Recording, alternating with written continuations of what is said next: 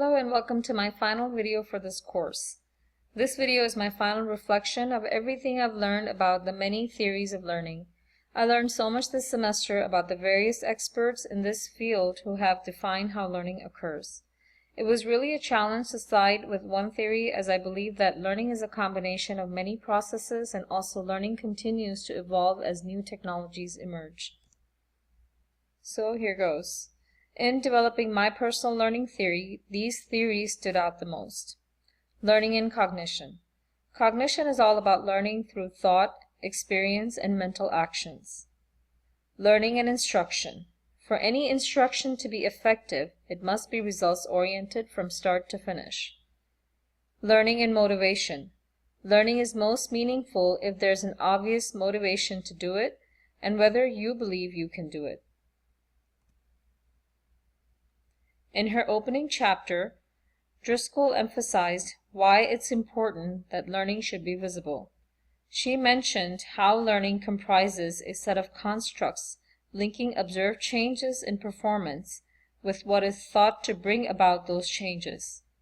The statement "observed changes" was a reminder that I need to be consciously noticing the patterns of change in my classroom. So in my classroom, I incorporate various instructional methods such as listening, speaking, writing, reading, drawing, movement, and investigating. I also have students write down their goals and have them revisit their goals so they can recognize their own view of learning. In the next few slides, I will discuss the various theories I learned throughout my course. However, in developing my own theory of learning, I will explain the reasons for why I did not include all of them in my personal theory. B.F. Skinner's behaviors theory of operant conditioning uses a stimulus to condition a response for the learner to reach the intended behavior. The problem is that it doesn't necessarily rely on dependency of mental processes. Since humans can think, reason, and make decisions, so even though any conditioned behavior can produce a response, it would be impossible to ignore that an innate ability of the mental processes is possessed by humans. Humans have built-in cognitive processes that involve thinking, reasoning, and decision-making. Therefore, for me, it was impossible to rely on Skinner's behaviors theory alone. In my classroom, I usually rely on intrinsic rewards such as inviting guest speakers or former graduates, so students have someone to look up to or get inspired by. Piaget describes his 4 stages of development where learning occurs in stages, and you can see the diagram of Piaget's theory. The problem is that not everyone reaches the formal operation stage. Environment can also have an impact on cognition, and the learner cannot regress backward to a prior stage. Even though I teach in an adult classroom, not all of my students are at the formal operation stage when they first join the class. I've even seen students regress backwards if they have missed a semester and they come back and forget all the information they've learned. Though Piaget's theory has helped me to recognize these stages, however, this transformational growth may take longer than the limited time for the semester. Therefore, this theory doesn't apply to me.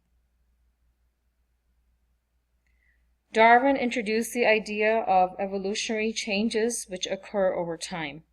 Although learning can evolve due to biological factors, research shows that neurophysiology of learning is a complex affair. The problem is that fear of assimilating into a new condition, the environment alone cannot impact learning. Motivation, maturity, family support, experience, and patience affect learning. And we have to ask ourselves, is learning really influenced by genetics or cognitive development?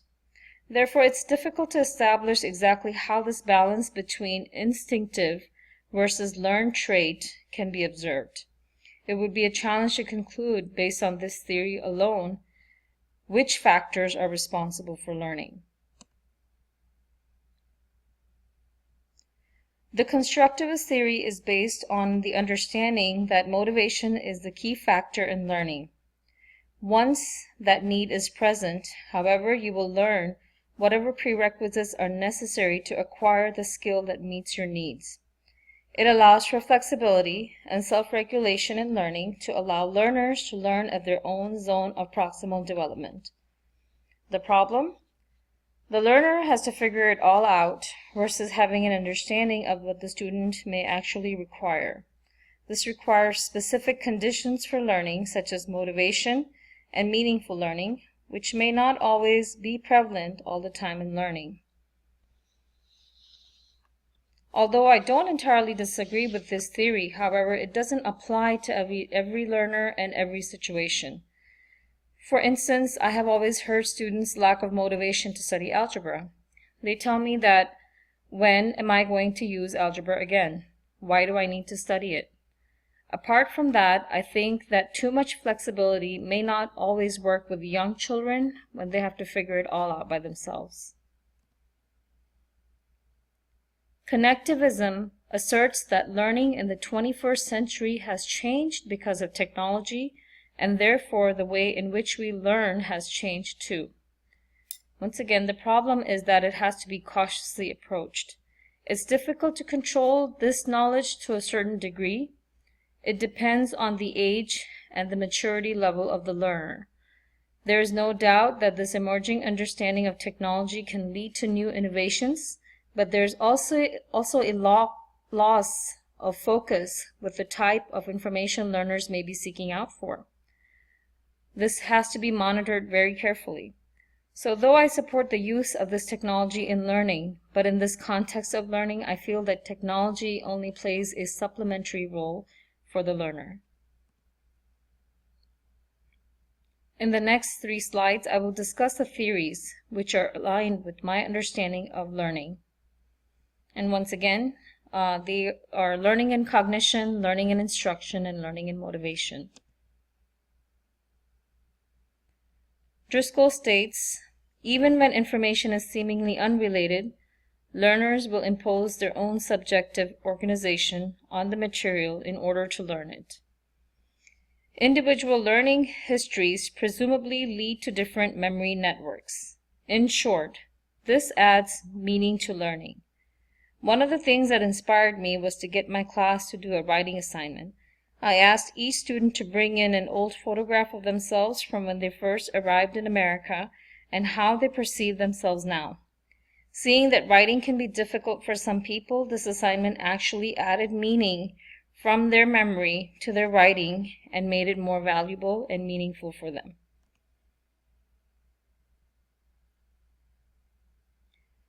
Driscoll defines motivation as one's need for achievement or locus of control. Questions lead researchers to conduct systematic observations. One of the sources of motivation can come from meaningful context for learning. Bandura's 4 principles of self-efficacy expands upon one's own beliefs and capabilities to achieve success at a given task. Learning can occur when it's meaningful. Many times I've seen students return to the classroom, and after many years they may perceive tasks to be difficult. Though they may feel motivated to come back at first, however, they may feel discouraged if they don't know how to get to where they want to be, so they give up. Therefore, believing in yourself is the key to being successful. And the last theory that I want to talk about is Gagne's 9 events of instruction. This is a step-by-step sequence explaining the conditions of learning, where learners master lower-level skills at first before advancing to higher-level skills. It provides for systematic instructions for advancing through each skill. Each skill builds on a hierarchical order according to complexity. Gagne's theory of instruction is the most comprehensive theory so far, which includes taxonomy of learning outcomes, conditions of learning, and the 9 events of instruction. To me, this is how the process of learning should be. We learn this way and we're taught this way. Everyone needs a starting point, and that's where their focus should be. I hope that I've been able to provide a comprehensive overview of all the learning theories, as well as expand on my own theory of learning. Thank you for watching my video.